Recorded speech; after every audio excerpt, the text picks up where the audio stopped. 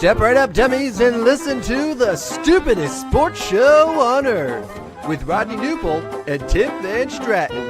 Yeah.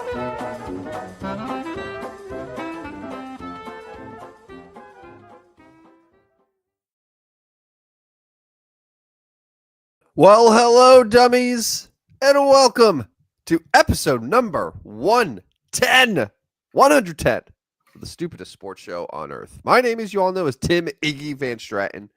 Rodney Newpole joins me today on this Friday. Good morning, Rodney. How are you? Getting Iggy with it this morning. All right. Yeah. I like it. I like it. Good morning to you as well. Happy Friday. 2 weeks till Thanksgiving. So here we are, middle of November already, episode 110. And I just got to ask here real quick. So we have a little bit of football fatigue going on right now, don't we? We have a little bit of football fatigue going on right now. Unless your team, unless you are a big time fan or of your team, like your team's eliminated. I don't have a team. We're a little football fatigued right now. So I think this is normal. This stretch in the season, because obviously you don't have the initial thrill of football being back. We're in week 11 at this point. So we're over halfway through the season. We have NBA, we have NHL, we have college football, we have college basketball. So like this is a very, very busy time for sports that are all like eating into our sort of our schedules a little bit, just our brains, like all these things, right? I will also say, though, that the football fatigue will subside as we get closer to the playoffs. Yeah. Like as we get into late December, January, and we start to get these games where it's like, oh, this will determine the playoff spots. Because like, Rodney, I know this, like you get football fatigue, but then when January rolls around and it's time for the playoffs, you're watching every single playoff game. Yeah. I do the same. Yeah.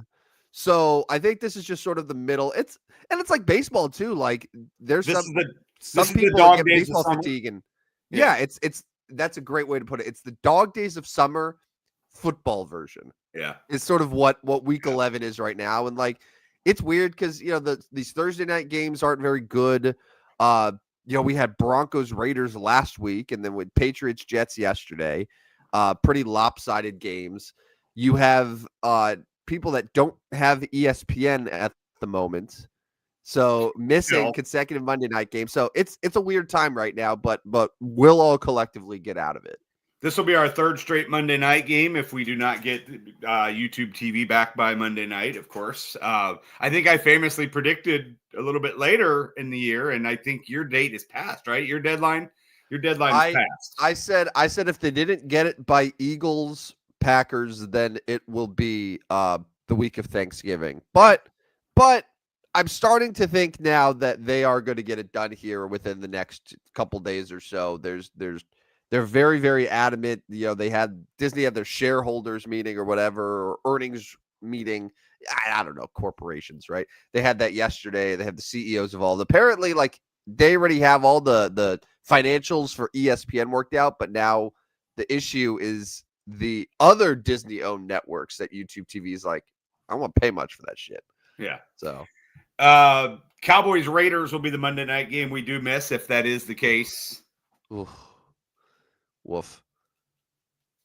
Let's go Raiders live from Vegas. What a year. I was telling you before the show. I saw the show. I was like, man, what a year for Rodney to hop on the Raider bandwagon. Yeah, gotta love the Raider attire. This is it's somewhat related, but I had a buddy who before the season he's a Colts fan, and he was like just getting really frustrated with the Colts. And at this point, it was like, oh, Richardson's hurt again. Daniel Jones is the starter. This is before Daniel Jones became like good. So he was like, all right, F this. I'm gonna hop off the Colts here. I'm so tired of this bullshit. I'm gonna root for the Bengals. It's fast forward now, and he quickly renounced it, and I don't think he ever really left the Colts. It was more just a tantrum, but it was just like, man. NFL's crazy because it literally can be 1 year at a time. Your team goes up and down. I mean, the Commanders, just think about the Commanders and how excited their fans were a year ago. And now they look like one of the worst teams in the league this year. So, all right. NFC runner up last season. To one of the worst teams in the league. So the Patriots last night, they've now done what? They've won 8 games in a row. The New England Patriots have won 8 games in a row. How have the Patriots won 8 games in a row? Besides playing some bad teams, but still winning some big games during that time. Well, how is, I think it's two very obvious things. Number one, the schedule, as everyone said in the summer, and maybe I just didn't want to hear it or really acknowledge it. That schedule is so easy. Like it's by far and away the easiest schedule that a team can have. But here's the thing: like you still have to go out and win those games. Yeah, not like the Patriots were this great team last year. Yeah, they had. They have a new coach. They made some offseason moves, but like no one was saying, "Oh, that's a Super Bowl contender." They were like, "Yeah, they might be a playoff team. Like I could see wild card." No one would have said 9-2. So no, and so it's like that's the reason, right? And number two is Drake May has been really, really good, and last year he takes over as the starter midway through the season. He shows some moments. He wasn't like the stats weren't amazing, but like a lot of people watched him and said, there's something there. And then now his second year, he's leading the league in passing yards, which granted he's played 11 games now, but like 20 TDs, only 5 interceptions. He is the 4th best QBR in the sport. He does a great job of just like making big throws. They don't sort of simplify the playbook for him. Like he throws the ball, he can make throws down the field. He's doing it without a really elite receiving core. Like he's super impressive. And as of today, he's probably overtaken Jaden Daniels as the QB from that 2024 draft class that most people would want, just because of Daniels' injury and May's ascension. So I mean, and Caleb's already looked better this year. Now he's not the Drake May level this year, but it's crazy how Jaden Daniels went so high. Now he's fallen. Well, it's so low. It's kind of reminiscent of CJ Stroud a little bit, but a little bit, yeah. CJ Stroud has been. He just hasn't looked super effective. It hasn't been an injury thing. Like Jaden Daniels has had injury issues, which, to be fair, like a lot of people thought that Jaden Daniels might struggle with injuries just because of his frame when he came into the NFL. We saw how good he was when he was healthy last year, and I think if he's healthy, he would have been really solid again. But like Drake May has capitalized on that, and he's looked awesome. So we're going to spend time talking about all the different sports going on this weekend. I'll let you talk about your update on hockey here a little bit later. You were talking about the Ducks, and I don't think things have gone well since Tuesday, right? No. Well, yeah, that's on me. God forbid I want to talk 30 seconds about my favorite hockey team and follow that up. A tough loss at Colorado. Colorado's the best team in the league. That happens, but yeah, last night, ugly one against John Gibson's Detroit Red Wings. So it happens. You're not gonna win every hockey game in this league. No, you're not. All right, so it's a pretty big weekend of college basketball. I know we're still early, so we don't need to spend a ton of time there. Illinois picked a big win this week against Texas Tech. That was a nice one for them. JT Toppin's still really good, but Illinois has got all sorts of talent there. Tonight, did you know, Tim, that there is a doubleheader at the Intuit Dome there in Los Angeles? Now, hold on. Before you get excited, the second game on the night, really good one, Arizona against UCLA. Great game, right? Yeah. Game 1 features your USC Trojans. And do you have any idea who the USC Trojans play? Why do I feel like it's like a Missouri Valley team or something? It is a Missouri Valley team. Yeah. It is. Who is it? Like Drake? No, it's the Illinois State Redbirds.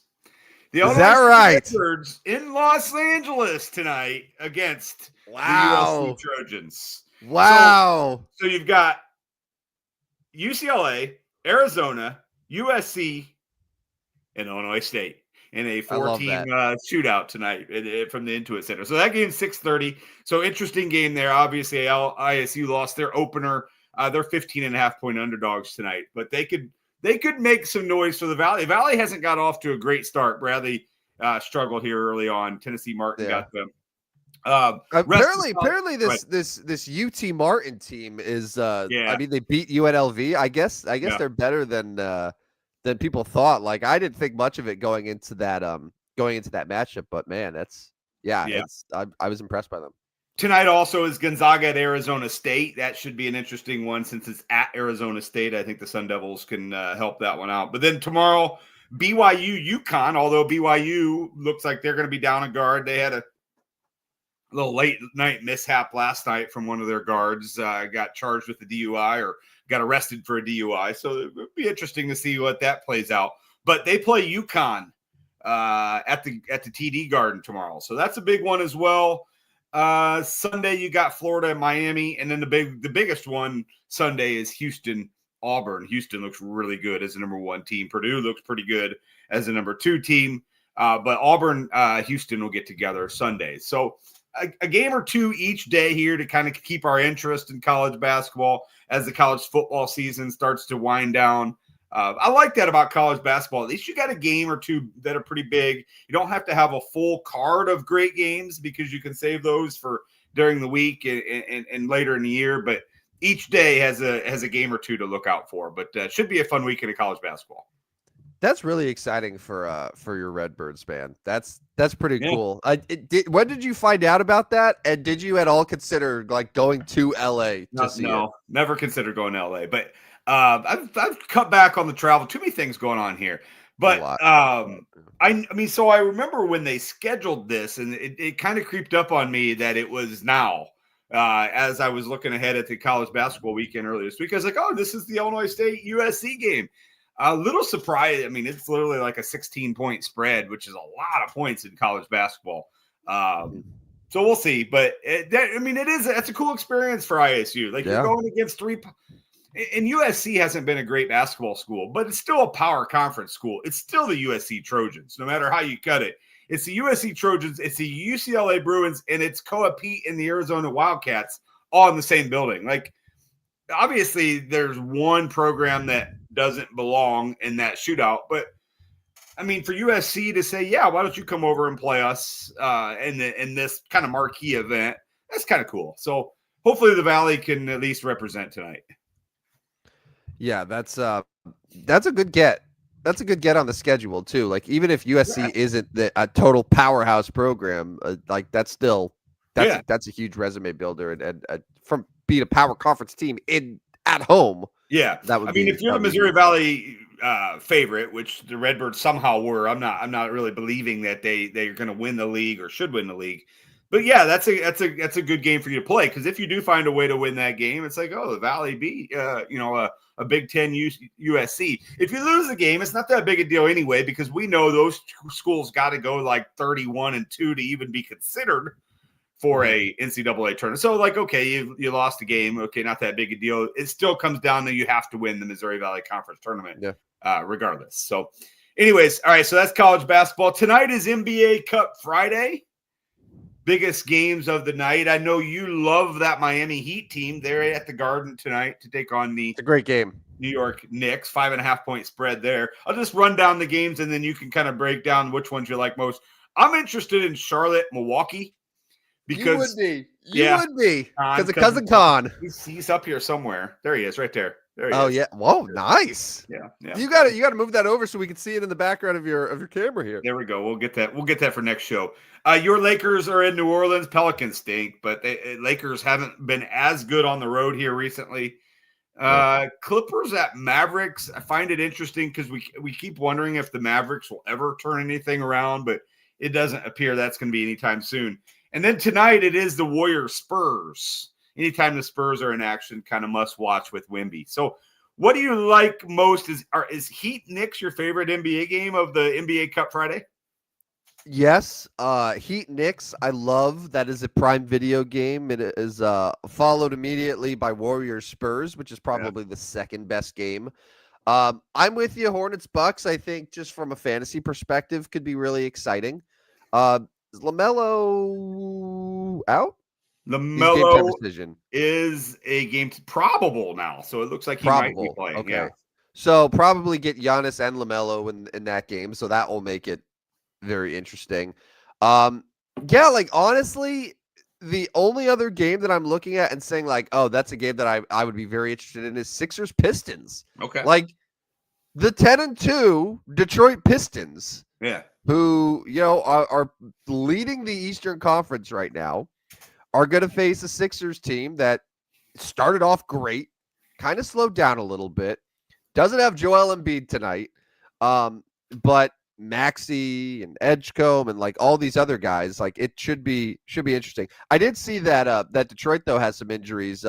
Usher Thompson's out, Mm-hmm. and then Duren, Cade, and Stewart are all on the injury report. They haven't been ruled out, but they're all on the injury report in some capacity. So, I'm interested to see if Detroit can keep that win streak going against a pretty good Sixers team as well.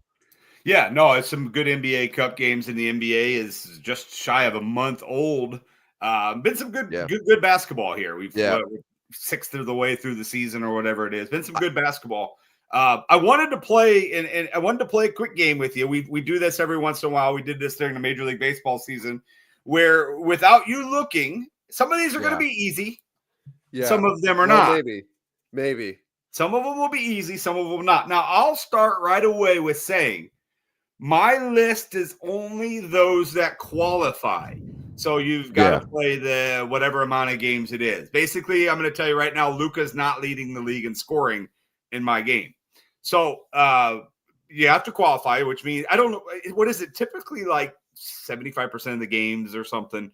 I don't know. I'd have to look up the official ruling on that. But anyways, we're going to go down the stat. We're going to go down the offensive and defensive stat leaders. And you're going to predict, or you're going to tell me who's leading. And you know ball. I mean, you know the NBA, but this is not an easy game because it changes. And to know who the leader is difficult. We're going to start right away with scoring. Who leads the NBA in scoring?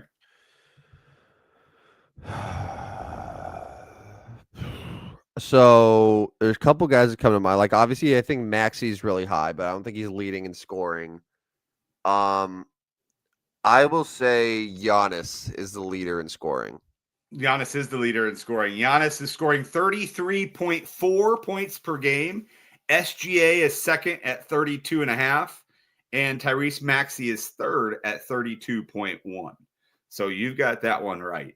And the let's play the stats leader game. That's how I call it. Your games. That's a good name. When you play the games, you have some interesting names for them. This is mine. No, my names would be something like, "Oh, he's leading the league." Huh. Yeah.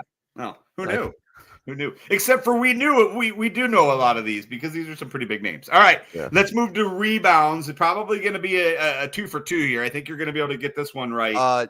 Bonus points if you can tell me second place, and we're going to go rebound. So who leads the league in rebounding?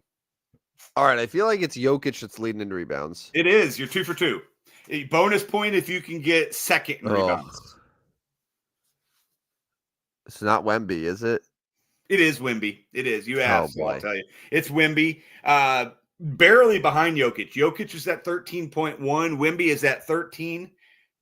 Karl Anthony Towns is third at 12.6. Sabonis, 12.3. Let me tell you a story about Sabonis. He was my king of the court Tuesday night, and I thought he might be off to a good start. He had like 11, 3, and 1 after one quarter. He ended up with like 19, 6, and 2. And I knew he was going against Joker. I mean, I knew what I was up against. But when you're king of the court, like we want the Paolo Banchero at $350. We don't.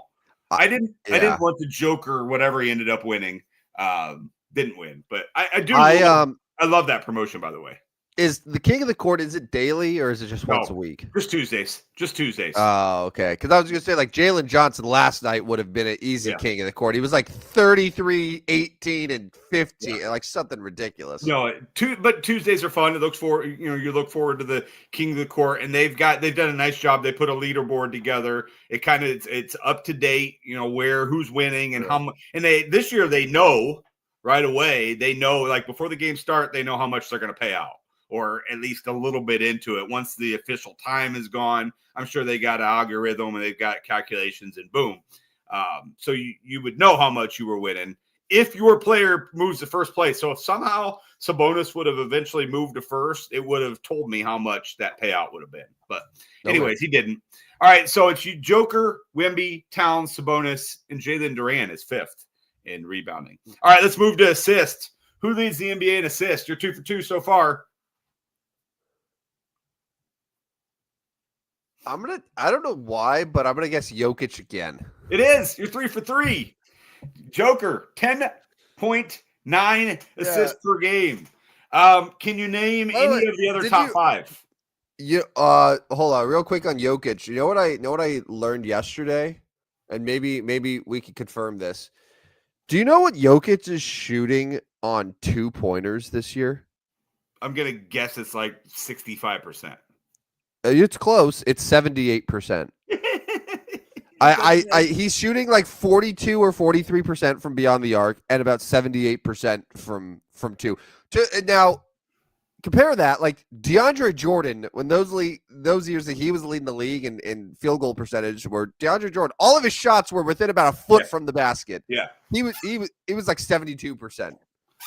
Jokic is better than that, and is also shooting over 40% from 3, and also leading the league in rebounds and assists. Yeah, that's wild. And before we move on from that, have you heard the latest on the possible NBA All-Star game? I saw it. I saw it the other day. Yeah, so it's like a round robin where they want to do Team World against 2 U.S. teams. Yeah, which is a great. I think it's intriguing. Now, we've talked All-Star games for years and how they are pretty irrelevant and things like that. But this is interesting if you can get the world and the United States to kind of buy into. We don't want these guys to be like if you're the United States team. Like you already have SGA, Joker, Luka, Wemby. Those guys are taking your awards. They're getting ready to take your NBA titles. Like if you're the Americans, you got to have a little pride to be like, all right, let's try to find a team. Now, are you going to find a team that beats Joker, Wemby, SGA, Luka, and Giannis? Yeah. You're not going to beat.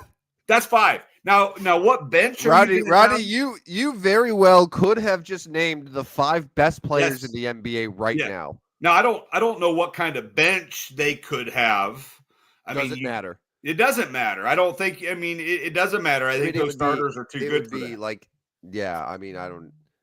Top of my head, you would get Sabonis. Yeah. You get Şengün. They're pretty good. Like some guards. Who are some like good international guards that are out there? They're killing it with the big men. Yeah. But like, who are some of the? Well, I mean, that's where is Josh Giddey considered? Josh Giddey would be. Yep. Josh Giddey. Yeah. So that's a great guard to come off the bench for him. But anyways, I do find that Andrew Wiggins. Andrew Wiggins not really a guard, but more of like a forward. But like Andrew Wiggins technically would be. He's like 40 years old now, but yeah. So I know, but I find that interesting. If they do that, I would probably tune in to see the European team or the international team against. I'd probably watch that. I'd probably watch. Yeah. Yeah. Just to watch the international team, honestly. Yeah. See those guys play together. All right. So Jokic does lead the NBA in assists. Name any of the other top 5. Oh, okay. This is where it's all going to fall apart for me. I think Giddey's probably in the top 5. Giddey's 3rd. You probably have is SGA in the top 5? SGA is not. Cade Cunningham is 2nd. Okay, so Cade's 2nd. James Harden and Drew Holiday are top 5. Okay, yeah. I was trying to think of like vets. Yeah. All right, let's do the next one. There's 3 guys tied at the top of steals per game. Can you name any of those 3? Steals. Oh, I don't know. I feel like Maxey is one of them, but I might be wrong. He is not, and neither is Hannah Hidalgo of Notre Dame women, who had 16 steals in a game. 16 steals in a game. She had 16 steals. No. That seems almost impossible. Why are you continuing to? Yeah, like at some point the coach calls timeout and be like, okay, whoever she's guarding doesn't get the ball. Like go stand in the corner. We're not going to let her continue to steal the ball from us. She had 16 steals in a game. There's 3 guys tied at the top. I'm blanking right now. So Cason Wallace, Okay. Dyson Daniels, and Marcus Smart are tied with 2.2 steals a game. OG Anunoby and Tyus Jones are just behind at 2.1. So a little bit difficult there. A little bit difficult. I'm going to move on to like two more here, and then we'll stop for now. Block shots per game. You got the leader. That's going to be Victor Wembanyama. It is. Can you name any of the other top five? Oh, how obscure are they? Not bad. A rookie. Is like Jared Allen there? Or has he not played enough games? Jared Allen is not in there. No. A rookie. You said a rookie. You said a rookie's there. Yeah, second. It's not Derek Queen, is it? No, it's your buddy Ryan Kalkbrenner is second in blocks. That's with impressive. 2.4. Alex Starr. Let me tell you something, man. Yeah. Let me tell you something. Those Charlotte Hornets, I don't know when it's going to happen. But eventually, Rodney, they have to start winning games because because they have both of their rookies have been great. Yes. And but Brandon Miller got hurt. LaMelo's hurt now, but it's like if only all of these people could be on the court together at the same time, there's something there, but it seems like it never happens. And I watched opening night and the team was fun. I'm like, all right, but then they've got some injuries and things like that. But they're still they're 3-8 still. Yeah, I know they can't win. Alex Sarr, Isaiah Stewart, and Miles Turner round out the top five in blocks. All right, so then we'll go to the last one here. Field goal percentage and Joker at 68% is fourth. There are three guys ahead of him. Oh. Well, first of all, Nikola Jokic is 68%. That's more impressive than probably any of the three guys who I'm sure just live around the rim. They do. All three of them literally live at the rim. Okay, so they're all big men. Yeah. They do nothing except just live at the rim.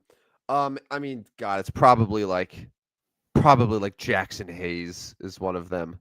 He is not, but the leader is 83%. And it is the guy we just talked about, Ryan Kalkbrenner.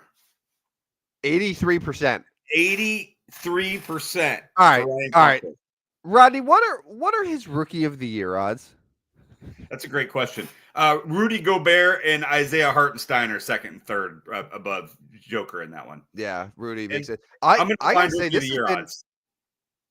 this has been a great rookie class so far. And what's insane is that everyone went into the season being like, oh, it's Cooper Flagg, and that's it, right? Because Cooper Flagg was generational. Cooper Flagg is gonna be very, very good, but I don't know, just because the team he's been in a weird position there. He's still the favorite, but VJ Edgecombe is right behind him at plus 280, who's been awesome. He's one of the 8 men who changed my life. Con Knippel, who's been awesome. Cedric Coward has been really good for Memphis. Derek Queen has looked really solid. And then Ace Bailey, Jeremiah Fears has had meaningful minutes. Dylan Harper trade. Ryan Kalkbrenner is plus 15,000. Crazy. He's the 10th option right now. But you look at all the guys ahead of him, it probably should be ahead of Ace Bailey. But Edgecombe and Knippel and Coward and Flagg, this has been a really, really good rookie class, which is great because last year's stinks. Well, can I mention one more that is leading the league in 3-point percentage? A rookie. Is it Con? No, it's Zion James from the same team. How has he played enough to do that? He's at 58.6% on the season. Unbelievable. Yeah, he started 6 games. He's played 11. So I mean, he's played enough. He's averaging 25 and a half minutes. So he's right there. Rodney, have the Charlotte Hornets put together the best draft class in recent memory? It's pretty good. It's pretty good, but they're 3 and 8, like you said. That is insane. Yeah, I was looking. Yeah, Zion 25 and a half minutes, 54 and a half from the field, 58.6% from 3. Wow. Yeah. That's unbelievable. Zion James. Who knew? Who knew? But that is the let's play the stats leader game. And it always kind of opens our eyes a little bit to some of these guys. And today's open eyes are what? You can't figure out Charlotte. They got good players and they can't win games. Yeah. Rodney, I have another, before we move off of NBA real quick, I just have to mention this. We are getting very, very close to a doomsday scenario. On Tuesday night, you remember one of my hot takes was the Oklahoma City Thunder are going to win at least 70 games. Yeah. I feel more confident than ever that that's the case. Like they are such a wagon. They absolutely murdered the Lakers on Wednesday. Yeah. Like not even close. Not close. They still don't have Jalen Williams. I would imagine they're the heavy favorites to repeat as champions. Yeah. I think they'll repeat as champions. They currently own 2 of the top 10 picks in the 2026 NBA draft. So one of them is a top 8 protected pick from the Utah Jazz. that is a top 8 protected, right? Yeah. But they got it from the Jazz after taking on Derek Favors in a salary dump back in 2021. But here's the kicker. They own the unprotected first-round pick for the LA Clippers that right now is coming in at 7th overall. So that's right now, as it stands, that's number 7 and that's number 9. But as we know with the NBA draft lottery, like any of those teams like can have a shot. So there's a universe, Rodney, where the Oklahoma City Thunder win over 70 games, repeat as champions, and get the number 1 overall pick thanks to the Clippers. Yeah. Or a top 3 or 4 pick and get whoever, Boozer or DeBanza or whoever. Like that is a very, very real possibility. Yeah, and the NBA's in big trouble, right? Like the rest of like Wemby wins the MVP and the Thunder win the title. It will be Thunder Spurs Western Conference Finals for the next 10 years. Every single year. And every other team in the West will just have to sit there and watch. And that includes the Nuggets, that includes the Lakers. Like it's over for everyone else if that happens. Like it's unbelievable. Finally, like the Thunder are getting all these picks. It's crazy. It's crazy. I think the Clippers will be like better than the 7th worst team in the NBA, but like I still don't think they're going to be a playoff team. So they will be in the lottery. Yeah, and there's too many good teams in the West that will continue to beat them on a consistent basis. So that's interesting. Good nugget there on the NBA. We could spend a lot of time on the NBA. We both enjoy the NBA.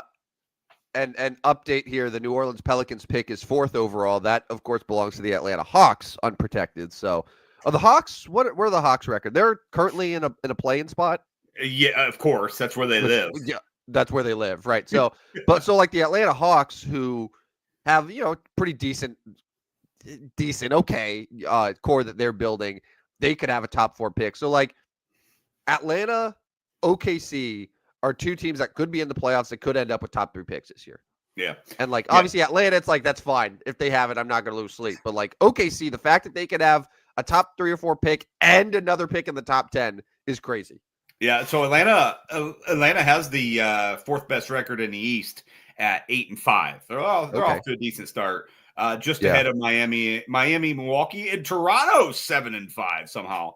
The Bulls have lost 4 in a row and they're now 6-5. And just a game ahead of Celtics for a playoff spot. So suddenly those Chicago Bulls found their struggles. What's the worst team if you had to pick? Because this is going to be a great 2026 draft class. If you could pick one team that you absolutely do not want to get the 1st overall pick, is it OKC? Yeah. Oh, because also, as of right now, Boston and Golden State would be in the lottery as well. Yeah, I mean, Boston getting the 1st overall pick in the 1 year that they were bad just because of injury, and then next year they get to add him to a core with Tatum and Brown and White. Like that would be insane. Yeah. Dallas could also get it again and add someone to go with Cooper Flag. Like Golden State could immediately have someone to sort of like lead their new core, but like still play a little bit alongside Steph. I just don't. Yeah, but Steph's not going to win another title though, right? Like he's not going to win. No. I think I'm Golden not. State. I think Golden State's championship window's over. Yeah. Oh yeah, I do too. So like it doesn't bother me if Golden State gets one because they're gonna have to kind of start over. So I yeah, mean, but even OKC would just be OKC's a unfair. disaster. Yeah, but Boston's not great.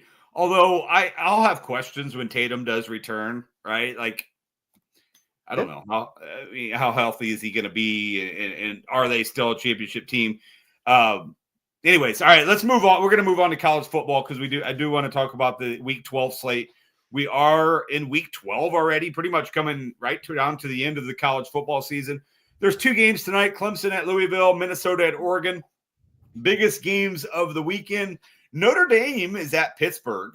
Notre Dame, I mean, we thought this could be a cakewalk at the beginning of the season. Now, they are still a 12.5-point favorite, but somehow, some way, Pittsburgh is 22nd in the country. So just a game to keep an eye on there. Your Indiana Hoosiers look to bounce back after barely covering. They play Wisconsin. Luke Fickell's still the head coach. I famously called that a couple weeks ago. He's still the head coach. Of all the coaches that got fired in the middle of this season, somehow he's survived. It's crazy. Yeah, they're no good. Also, your USC Trojans got another big one as they try to find a way to keep 2 losses. Iowa is at the Trojans, so 2 top 25 teams there. Let's see here. UCF is at Texas Tech. Oklahoma and Alabama, 2:30. I mean, Oklahoma right there in the top 12. So that's an indication game. See if either of those teams can make their claim. Texas at Georgia. That's the biggest game of the day. Georgia's -6.5 at home. The Bruins, UCLA's at Ohio State, TCU at BYU. So some pretty good college football games. I'd say that Texas, Georgia, and Oklahoma, Alabama are the 2 biggest games of the day. Your thoughts on the Week 12 slate? We are literally coming down to the end because Week 14 is the last regular season week. So we got this week and 2 more left. Yeah, I mean, like I think you put it well. Like Notre Dame at Pitt, like that's a must-win game for Notre Dame. They're close to a 2-touchdown favorite, but like 3 losses, and really for Pitt too. Like Pitt, if they have any sort of chance of getting in to the playoff, like both of these teams are looking at this saying like this is our season. Yeah, like, this is it right here. So that's going to be a huge game. Oklahoma, Alabama. Certainly, Oklahoma is saying like this is it for us. If we lose this game, even though like at Alabama is a hard game for anyone. Yeah. But 3 losses is going to eliminate them. I would say like here's a sneaky one too. Like Miami hosting NC State. Like Miami has kind of fallen off the radar a little bit. They're currently outside the playoff picture altogether. Where at some point they were a top 4 team in the nation. So this is another must win for them. USC, another must win. So like there's a lot of these teams that are sort of on that fringe right now. Yeah. They have 2 losses. They're still in the mix. Like there's a path, but that path effectively closes if they lose this weekend. Yeah. So like that's exciting. And like I'll throw BYU into there too. Like BYU had a really, really tough game last weekend. They didn't look good. They're 12th now. Yeah, they're a 1-loss team, but like they're a small home favorite against TCU. Yeah. They're not expected to blow them out of the water by any means. Like TCU is looking at that game saying like BYU's coming off a bad loss. We can end their season. So yeah. I'm excited about that one. And obviously Texas is in the same position as all these other teams too at Georgia. Yeah, TCU's got a good quarterback that could go in and beat BYU. Yeah. So no, it's a good slate of games, and it'd be interesting to see if those teams you just mentioned find a way to stay alive. Like, are there going to be a bunch of teams for those 12 spots, or will we start narrowing the pool of the 12 that get in the college football playoffs? So some interesting games there. We'll move to NFL because we can get back to college football during our best bets for betting segment. NFL starts again early in the morning. You and I will be on the air on radio 9 a.m. Central Time. This game starts at 8:30. Pretty snoozer though. Commanders against the Dolphins. It's a good week to have a show on the radio where I don't have to watch that. Boy, that's brutal. That's so bad. Commanders, Dolphins. Dolphins are favorite in that one. It is still Marcus Mariota, right? Yes, it is against Tua. Miami's looked better recently. They have 3 wins now, but still not an interesting game. But here are the interesting games. Bucks at Bills. Both teams coming off losses. Bears at Vikings, rematch of week 1.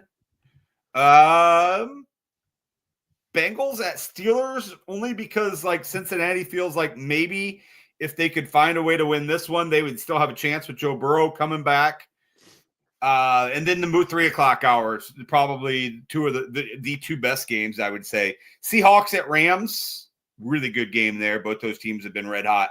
And Chiefs at Broncos, kind of are the Chiefs going to continue to survive game? Because like Chiefs, they're already out of the playoffs picture. Like if they lose, they fall, 2 games back of a playoff picture or whatever. Like things get very interesting for the Chiefs. So Chiefs 3.5-point favorites at Denver. And then the Sunday night game's a great one. Lions, Eagles, Monday, snoozer, Cowboys, Raiders.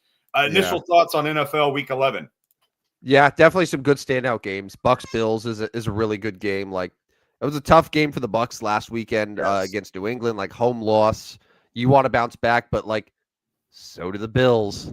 The Bills were embarrassed against the Dolphins. So like these are 2 teams now that were widely expected to win the division. Tampa Bay's still going to win the division, but like Buffalo is looking and saying, hey, that New England team is 9-2.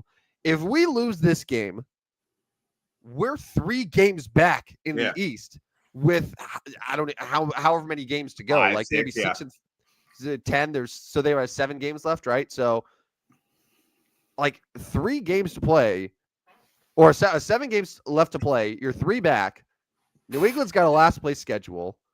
Yeah. That's like New England's already beat you once. Yeah.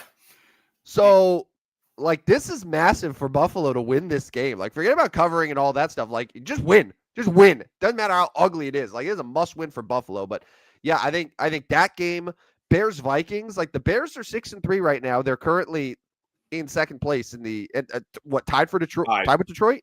Yeah, and Detroit Eagles. If the Bears win this game, like, and Detroit loses at Philadelphia, which is very possible, Chicago Bears are going to be in first place. Correct. Going into first place. Yeah. Yeah. And then we can't sarcastically talk about Boy Wonder and the generational quarterback. No, we got to actually like give him his props. But yeah, that's a big one in Minnesota. And Minnesota, it's kind of their last stand too, because they're 4-5. You talked about it with the college games, like their last opportunity. Minnesota falling to 4-6. It would not be a great look there for them. They've got the Packers, the Seahawks coming up the next 2 weeks. So if Minnesota feels like they have any chance, they must win this game at home and move to 5-5. Would only fall a game back of the Bears, would fall a game back of the Lions. Granted, they would have to lose to Philly. Packers right there. So that scenario would be pretty interesting. Vikings win, Lions lose. Whatever the Packers do, like you're literally going to have all 4 teams within a game in the NFC North, which would be fun. We need a division like that. Yeah. I forgot if I mentioned this on Tuesday. Talking about the Bears real quick. Did I give you the rundown of who the Bears have actually beat this year? Yeah, it's not good. Go ahead. So the Bears are 6-3. Their 6 wins have come against the Cowboys, the Raiders, the Commanders, the Saints, the Bengals, the Giants. Yeah, not good. That's a combined record of 15-40-1 of the 6 opponents that the Bears have beaten. Their 3 losses, the Vikings, that week 1, the Lions, the Baltimore Ravens. Yeah. Obviously, the Ravens are a little bit of a different scenario just because of the injuries, but that means that they've played 9 games. One team, the Lions, is above 500. Yeah. Yeah. Every other team is a losing record. So that's a last place schedule. They've been on the right side, like last year where they had games that they should have won, but like Eberflus or whatever, like they just blew it. They're winning those games now this year. But like the schedule is really, really going to get difficult over the next few weeks for them. It's Green Bay twice in December, and you got to think like, okay, Green Bay's struggling now, but like, don't we think they probably will get over? Like, they're going to get better, right? Don't you think? I don't know. Like, I look at Green Bay like, yes, they're hitting a midseason struggle. I think they will be better than they have been. So Bears, Packers twice in the month of December. Bears go to the Eagles on Black Friday. Like, good luck there. They got Aaron Rodgers and the Steelers next week, and I know they haven't been great. Bears go to San Francisco at the end of December, and they finish with the Lions. So like it's yeah. There's no. They do have the Browns in there. It's probably their one gimme left on the schedule. But yeah. But realistically, do you think they win more than 9 games? Well, they're 6. They've won 6 now. Yeah. Browns they beat. Maybe they get one against the Packers, and maybe they get the Steelers. Maybe. So those. And there's also the possibility of Lions, if the Lions, let's say, have a run here and they're able to get the division. But I don't think the Lions are going to have the division wrapped up. I think the Lions are going to be having something to play for in Week 18. Well, not only the division, but possibly the 1 or 2 seed too, right? Like, they're not running away with anything, and I think you're going to find Dan Campbell in Week 18 playing guys. That would be my guess, because like they are. I mean, and especially like Rodney, you just laid out a great scenario where all 4 of those teams are within a game of each other. Like, I don't think that there's going to be any team there that's like, oh well, we have this thing wrapped up, we got nothing to play for. Like, mathematically, you're probably going to have 2 teams that are saying, hey, we're in the playoffs, but like we could win the division. It's like with Minnesota and Detroit last year, where we could win the division or we could end up in a wild card. So you sort of have to play for something. Yeah, for sure. So anyways, that's NFL Week 11. Let's get to those. Let's do our best bets for betting, and we can break down each game we do like there and that. So best bets for betting coming into today, I am 26-29. That's not very good. You are 30-25, 4 games ahead. So let's see if I can make some hay this weekend. I'm going to start in college basketball tonight. This is in Tempe. So Arizona State gets a chance to host Gonzaga. Gonzaga does not go on the road very often. And when they do, it's West Coast Conference games against bad teams. I think Arizona State can hang in here. This is kind of a Bobby Hurley's last opportunity in Arizona State. He wants the Sun Devils to obviously be much improved. They were predicted last in the Big 12, but I do think they'll be a little bit better. This is by the way, Adam Miller, former Peoria Manual. He's been a lot of places. He was at LSU. He was at Gonzaga. He was at Arizona State. Now he's at Gonzaga. How? He's at Gonzaga. How long? As a coach? How long has he been playing? No, he's still playing. He's been in college for 8 years. Yeah, he's in 4 programs. Rodney, when I was at the radio station, I left the radio station over 4 years ago. At that point, he was like in his 2nd or 3rd season in college. Well, Adam Miller, Gonzaga tonight. He's coming back against Arizona State. I'll take the Sun Devils. It looks like a football spread. I'll take the Sun Devils plus 13.5. This is in 2026, by the way. That will be a Big 12 versus Pac-12 matchup. Yes. With imagine someone telling you that 5 years ago, Rodney, that hey, in 5 years, Arizona State will be in the Big 12. Gonzaga will be in the Pac-12. Right. It's crazy. Yeah. All right. We're going to have a couple Friday bets. I want to get all these best bets for betting out of the way. Go into the weekend knowing where I stand. We're going to start with the NBA Cup tonight. The Spurs against the Warriors. Now the Spurs have been a team that I've sort of relied on a lot with these best bets. They're still getting undervalued despite clearly being the 2nd or 3rd best team in the Western Conference. They're at home. They're facing the Golden State Warriors. Spurs got De'Aaron Fox back. The Warriors just will have no answer for Wembanyama. The spread's too small. It's one of those scenarios where I don't think sportsbooks are fully ready to say the Spurs are legit. I think they're legit. They're a much better team than Golden State. And I think that you're going to see a huge night from Wemby and company. So give me San Antonio minus 3.5 in the final NBA Cup game of the evening. Late one for you tonight. Late one there. All right. So I am going to move to tomorrow in college football, and I think Illinois just absolutely pounds Maryland. Mike Loxley's job's pretty much on the they're not real sure about him coming back next year in Maryland. I thought they may fire him midseason. Maryland's not very good at all. They are currently 4-5, but 1-5 in the Big Ten. They've lost 5 straight. Basically, they've given up on their season.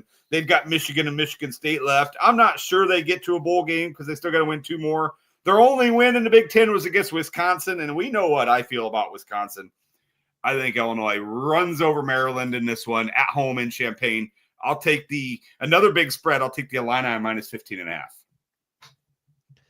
All right, we're going to have a first for the year for best bets for betting. We're going with the puck, and we're going with another over-under. Rodney, your St. Louis Blues, currently pretty far back in the Western Conference, but that's okay. That just means, based on history, that they will win the Stanley Cup. The Blues are hosting the Philadelphia Flyers. The total for this game is 5.5. But as you know, we've seen the Blues struggle a little bit in the nets. The Flyers offense, while not dynamic, still has the ability to score goals. We're seeing Trevor Zegras and Matvei Michkov now on a line together. I think we'll see some more goals than the sportsbooks are giving credit for. So I'm taking the over 5.5 here. I mean, we could see a 4-2 game in St. Louis. I don't know who's going to win, but I think we're going to see some goals. So Flyers Blues over 5.5. And Dan likes it. If Dan likes it, I feel good. He's our puck guy. So 5.5 on there. I'm St. Louis is allowing 3.76 goals per game, which is 31st in the National Hockey League. I like it. I like it. Neither team very good. Flyers are okay. Blues are not very good. So that's just saying, like, the Flyers are fine. They're not like a dynamite. And like obviously St. Louis is the goaltending is going to get better. Yeah. But I still think 5.5 is just too low of a number. Yeah. Currently the Blues did move out of last place. They are Calgary. Predators. Oh, in the Central. Yeah. And they're ahead of Calgary. Yeah. Well, Calgary's awful. Yeah, and then the Central, you have like Nashville, St. Louis, and Minnesota that are currently all like in that group right now of just like, what are we doing? Yeah. What's the direction we're in? Yeah. All right. Let's see. I'll move to Saturday, and I am going to take the Alabama Crimson Tide over the Oklahoma Sooners. I just think there's Alabama's a better team. Alabama looked good recently. They're winning games. They know how to win games. I think Kidham, DeBoer's kind of got the group figured out. And I'm not sold on Oklahoma. This is a rude awakening for Oklahoma to go to Alabama. We think you're part of the SEC, huh? I think Alabama wins easily. At least a touchdown or more here. I'll take the Crimson Tide minus 5.5. All right. One more Friday game for you. Louisville hosting Clemson. I'm afraid because I saw this spread and I'm like, it's too good to be true. Louisville's at home facing a bad Clemson team. They're only a 2.5-point favorite. Am I missing something here? Because tell me now. If I am, I reserve the right to make a change. A last-second audible before I officially make it a best bet. I mean, boy, Clemson's been bad. They're 4-5, on the verge of not making a bowl game. That's what I'm saying. So, but why is it only 2.5 when the game's at Louisville? So I don't know. I'm afraid. I'm afraid that I'm going to get conned here and punked. But I'm just gonna go with what caught my eye, and the fact is Louisville's only a field goal favorite at hosting Clemson. So I'm going to make that my third best bet for just Friday. Just Friday. We're going to get a lot of games tonight out of the way. Yep. All right, I'm going to move to Sunday. I've got two in the National Football League, and the first one is the Minnesota Vikings beat the Chicago Bears. Just like week one, I think the Vikings will win this one. Now Chicago should have won week one, but they did not. Minnesota picked up the win, the miracle win. I think Minnesota looks better. Jordan Addison back. Both his targets. He's got Justin Jefferson. He's got Jordan Addison. He's got TJ Hawkinson. I think they use the ground game a little bit as well. And I will take Minnesota minus 2.5. Bears can't beat anybody good. I'm not sure Minnesota's any good, but I think if you got that threshold, this would be the best win for the Bears. You just mentioned the win. It's like none of those teams are better than the Vikings. I'll take the Vikings minus 2.5. All right. I am going a little risky here. I know you don't like it. You don't like it. That's okay. Giants are at home. They have a brand new coach, Mike Kafka. There is a little bit of a boost with a couple things. There's the new coach boost, the new voice, and there's the Jameis boost.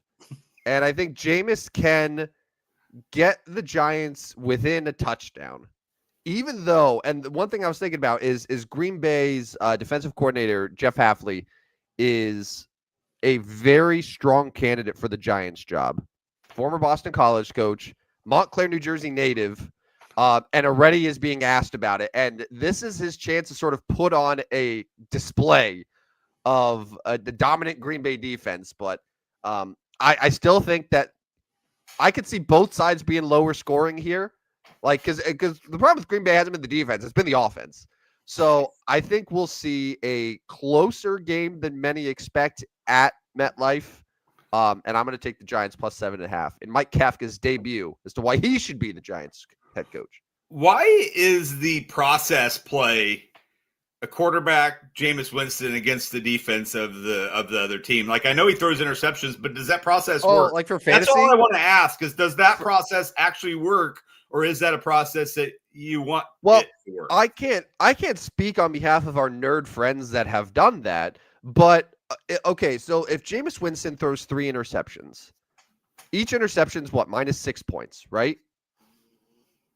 It sounds right. Or each one's -2, so that's -6 total. Okay, so let's start him at a -6.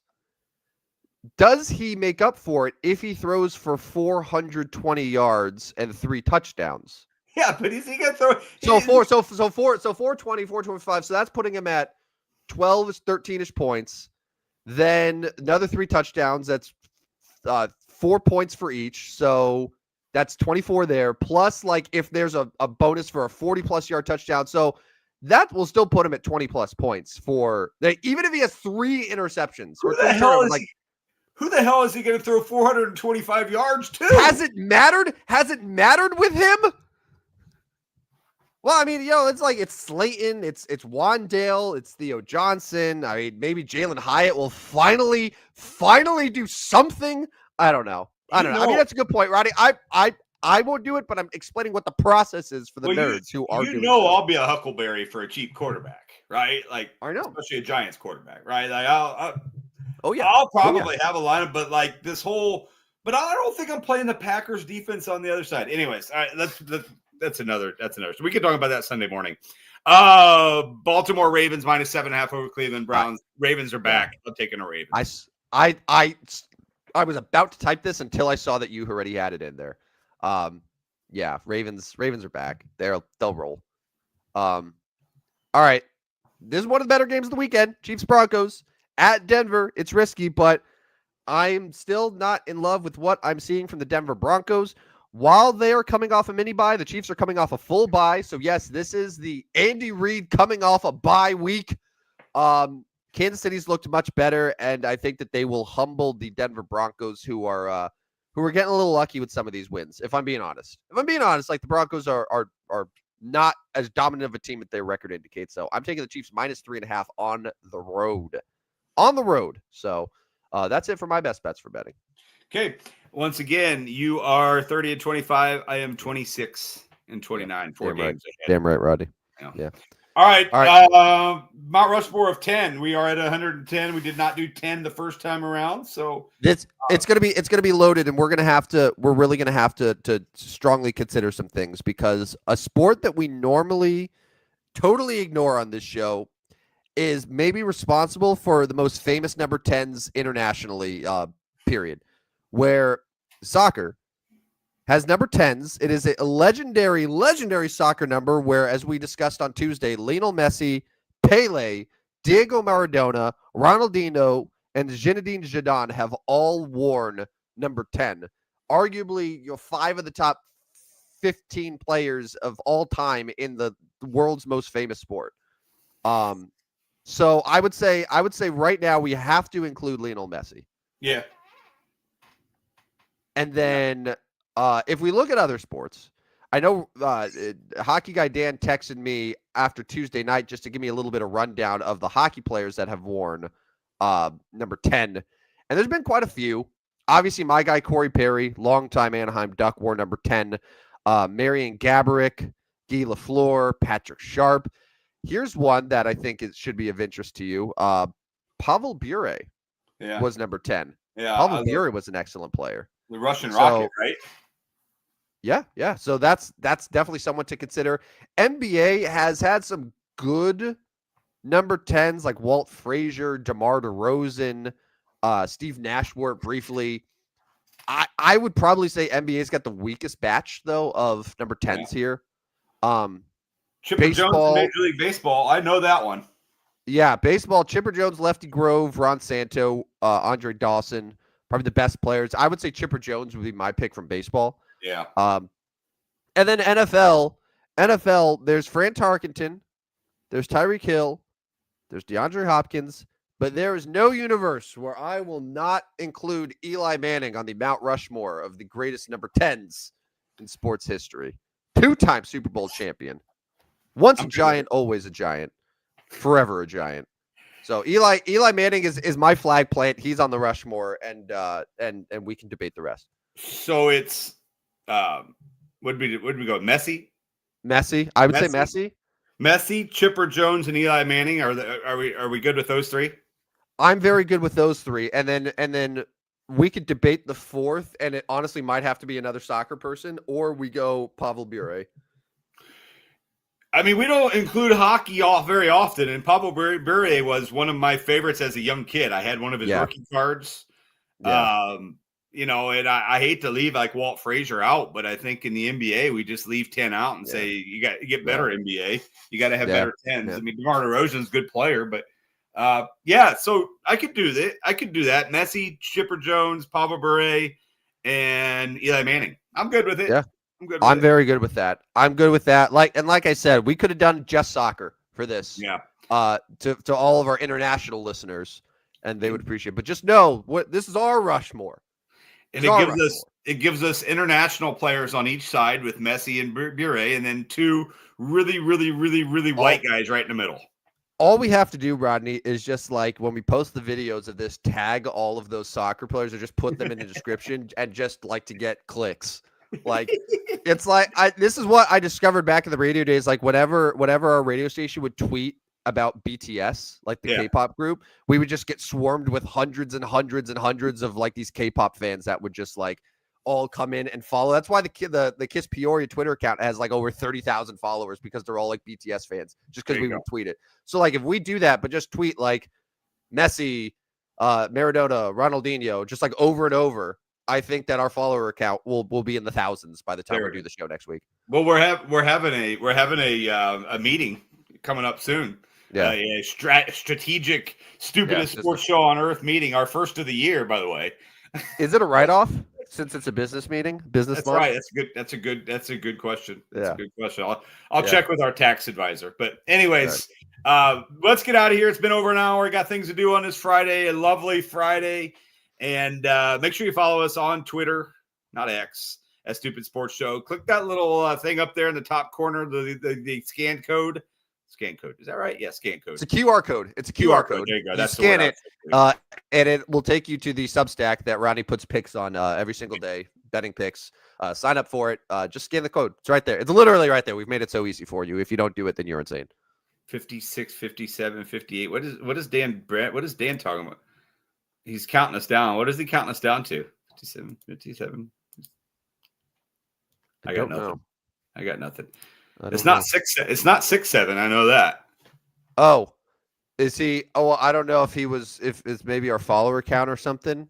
If we is he tweeting just Messi, Pele over and over again? I don't know. Maybe. I don't know what's happening.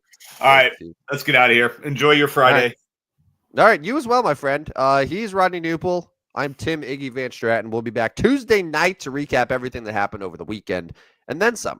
But enjoy your weekend, everyone. This has been episode number 110 of the Stupidest Sports Show on Earth. See you guys. See ya. Step right up, dummies, and listen to the Stupidest Sports Show on Earth with Rodney Newple and Tim Van Stratton.